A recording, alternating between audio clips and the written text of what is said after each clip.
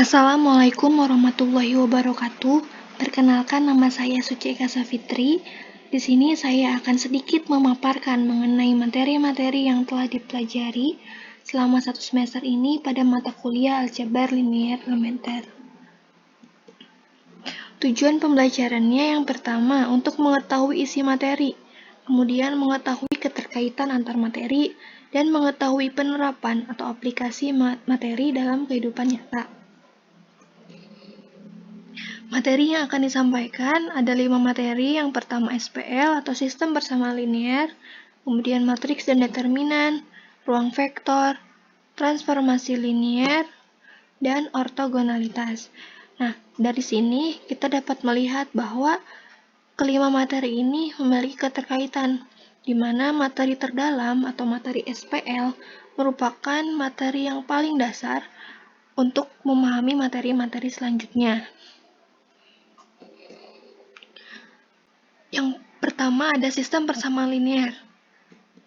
Nah, SPL ini merupakan kumpulan persamaan yang variabel-variabelnya berpangkat 1 dengan bentuk umum seperti ini.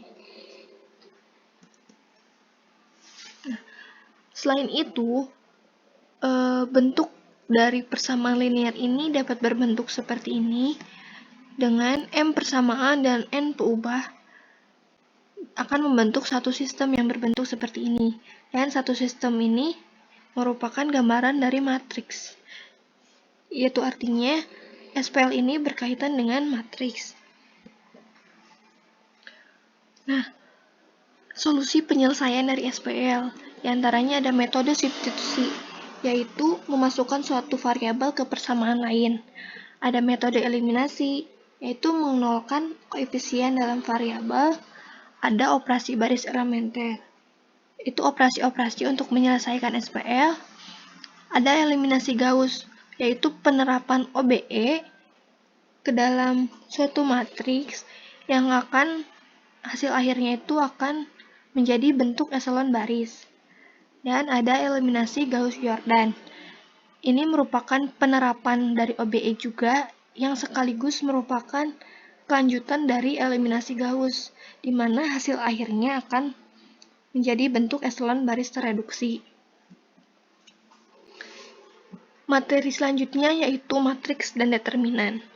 Matriks ini merupakan susunan bilangan berbentuk segi 4, baik itu bujur sangkar maupun persegi panjang, di mana di dalamnya terdapat bilangan-bilangan yang disebut sebagai anggota atau entry. Kemudian ada determinan. Determinan ini merupakan nilai yang mewakili matriks bujur sangkar. Notasi matriks. Notasi matriks ini dinyatakan dengan huruf kapital seperti A besar, B besar, dan seterusnya. Sedangkan anggota atau entry-nya dinotasikan dengan huruf kecil, A kecil, B kecil, dan seterusnya. Nah, ini merupakan gambaran dari matriks, di mana A ini dinotasikan notasi matriks ini. Kemudian ada M kali N. M kali N ini merupakan ukuran matriks, di mana M ini sebagai baris, dan N ini sebagai kolom.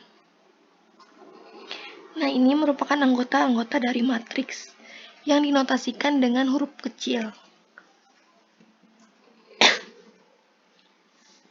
Kemudian ada operasi matriks. Yang pertama, penjumlahan matriks dengan syarat memiliki ordo yang sama. Jika matriks A memiliki ordo 2x2, maka matriks B juga harus memiliki ordo 2x2. Begitupun dengan pengurangan matriks. Kemudian ada perkalian matriks dengan skalar. Nah, untuk perkalian matriks dengan skalar ini tidak ditentukan berapa ordo yang dimaksud. Boleh dengan ordo berapapun itu. Kemudian ada perkalian matriks dengan matriks, dengan syarat banyaknya kolom pada matriks A harus sama dengan banyaknya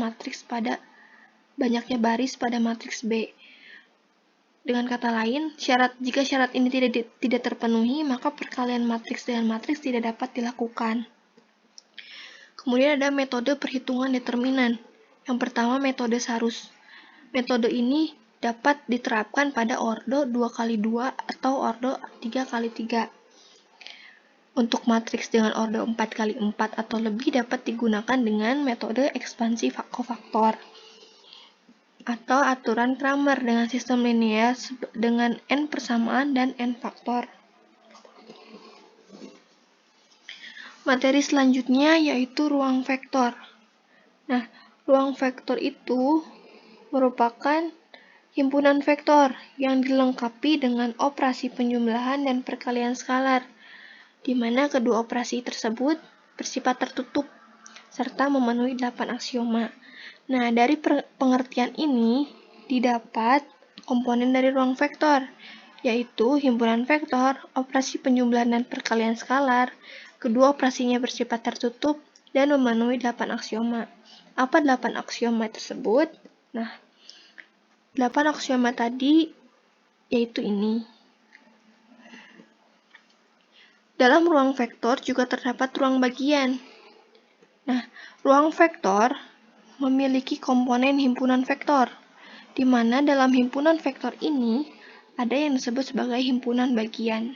Nah, suatu himpunan bagian yang memenuhi syarat operasinya bersifat tertutup dapat dikatakan sebagai ruang bagian. Kemudian, ada transformasi linier. Suatu pemetaan L dari ruang vektor V ke dalam ruang vektor W dikatakan suatu transformasi linier jika memenuhi dua aksioma. Ada syaratnya juga. Nah, ini syaratnya. Nah, kemudian notasi dari transformasi linier ini dinotasikan seperti ini. L.2V tanda panah W. Itu dibacanya sebagai pemetaan L dari ruang vektor V ke dalam ruang vektor W, di mana V dan W ini merupakan ruang vektor. Transformasi linier ini memiliki sifat. Yang pertama, jika dikalikan 0, hasilnya adalah 0. Jika dikalikan dengan negatif vektor, hasilnya negatif juga. Dan jika dikalikan dengan pengurangan vektor, hasilnya seperti ini. Materi yang terakhir yaitu ortogonalitas. Ortogonalitas ini dapat dianggap sebagai generalisasi dari konsep ketegak lurusan untuk sembarang ruang vektor dengan sebuah hasil kali dalam. Namun, apa itu hasil kali dalam? Nah, hasil kali dalam ini merupakan fungsi yang menggabungkan sebuah bilangan real U, V dengan sepasang vektor U, V, dan W sehingga aksioma berikut terpenuhi. Nah, ini aksioma yang harus dipenuhi agar dapat dikatakan sebagai hasil kali dalam. Dalam ortogonalitas, ada yang namanya himpunan ortonormal, di mana himpunan ortonormal merupakan himpunan ortogonal yang vektor-vektornya memiliki norma 1. Nah, ada proses Gram-Schmidt, di mana proses ini merupakan proses yang disusun untuk mengkonversikan suatu baris sembarang menjadi sebuah basis ortogonal. Proses Gram-Schmidt ini juga merupakan suatu proses yang dapat digunakan untuk mengubah suatu himpunan yang awalnya bukan ortonormal dapat menjadi himpunan ortonormal.